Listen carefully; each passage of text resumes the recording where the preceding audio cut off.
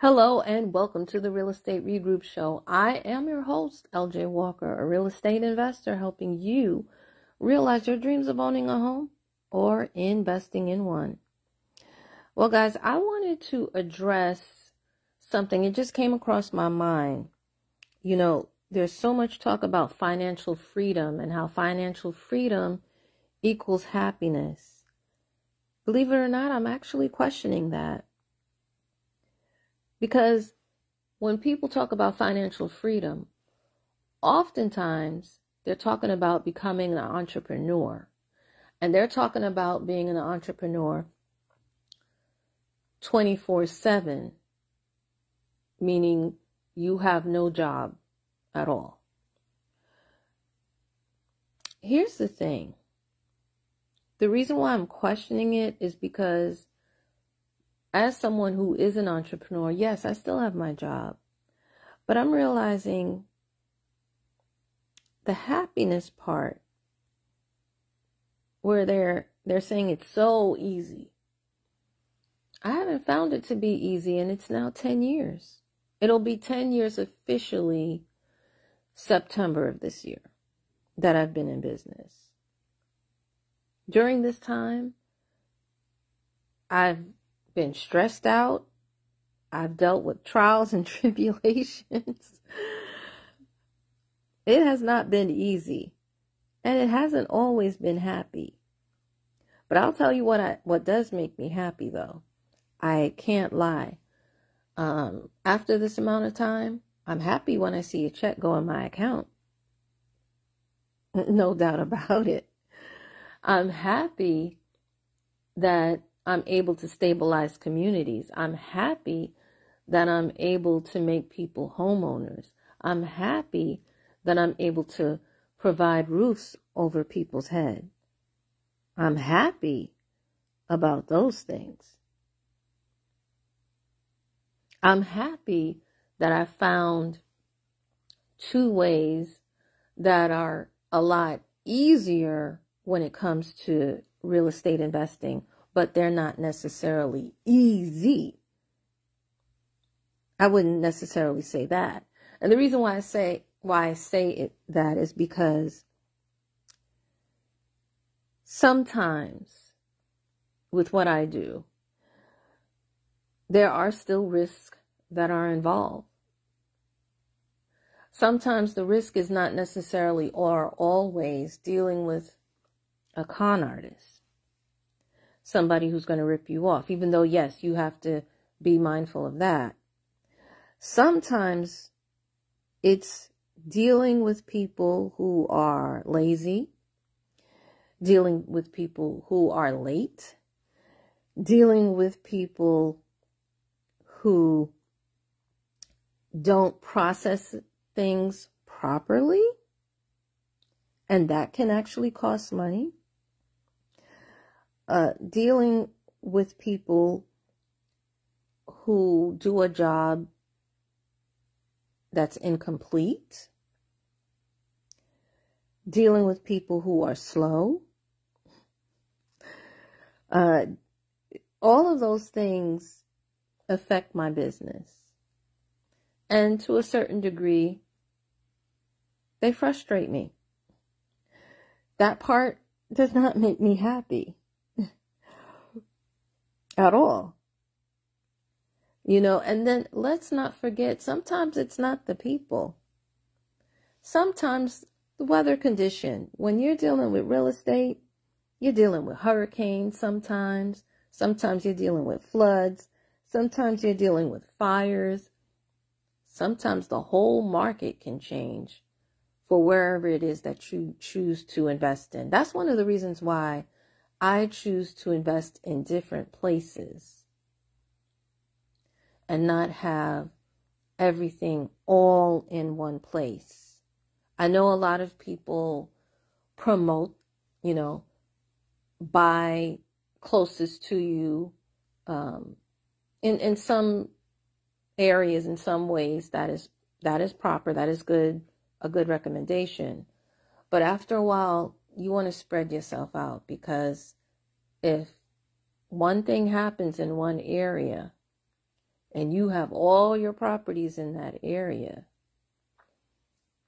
then you lose out.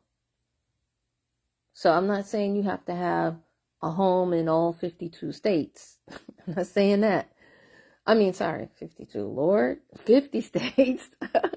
I'm not saying you have to have a house in every state, but I do believe that you should have a house in 3 different areas, or you should have mortgage notes or tax liens or whatever. I think you should have it in different areas. I don't think that it should be all in one place, just in case something happens. You want to diversify. Okay. And then the other thing too, you want to also diversify when you're in real estate. You want to diversify in that area as well. Meaning, take me for example. Yes, mortgage notes is the bulk of how I invest, right? But I'm still open to do another more private lending, which is still, mortgage note investing, just flipped over.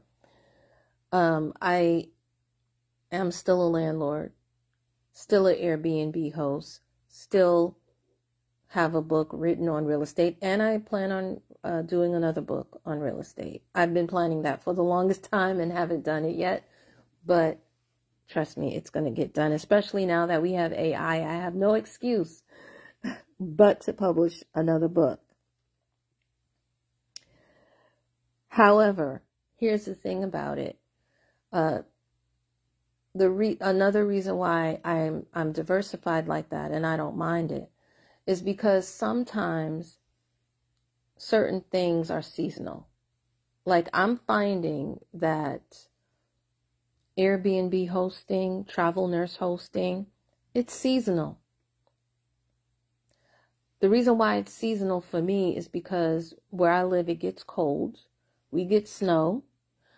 Okay. And not everybody wants to be in this type of environment. Most people want to be by the beach and in the sun, and that's not where I live. Okay. So during these months, things slow down. But my rental property stays lit. My parking space stays rented. The mortgage note money keeps on coming in. Right? If I had all of my boats in one area of real estate, then I'll be deeply disappointed. Even my book sales are not where I would like them to be, right? But I don't rely totally on my book. My YouTube channel, I'm not getting paid off of YouTube, right? So this is just free information that I give. If I were to rely on YouTube, I'd be very thoroughly disappointed. Okay. Because YouTube is a lot harder than I thought it was going to be. That's number one. That's the main thing. It's just a lot harder. It's not as easy as I would have liked. There were a lot of personal challenges that I had to go through. That's number one. And then also there was a point when I was overwhelmed. Not just with YouTube, in life in general, having a job, having a business, being on social media, family, friends, the whole 9 yards. It was overwhelming for me. So, it's been a wake-up call. And, honestly, I'm glad I'm having the wake-up call now and not waiting until the day that I quit my job, which will be soon. Most definitely will be soon. But I'm realizing, as I sit and I contemplate what happiness means to me and what happiness looks like, it may be a little unrealistic to think that only financial freedom is going to give it to me. Only being financially free is not going to give it to me. There are other things that come into play that is going to make me happy, because happiness comes from within me. It's not just external. So that's really what I wanted to share with you guys. That's what I hope to enlighten you with, is that, you know what? You can have financial freedom, but that's not going to erase some of the issues that may occur once you become financially free. You're going to come across other issues and other things. It may get easier, and it does get easier the longer that you stay in it. No question, no doubt about it. But to say that it's easy, I fail to see that. I fail to see that. But listen, guys, if you disagree with me, drop in the comments and let me know, what your strategy is. Let me know how you view things, how you see things, if this has ever crossed your mind, things of that nature. Share. And then, of course, feel free to share this amongst your friends. Remember, why? Because each one, reach one, teach one. Bye for now. Until next time, have a good night.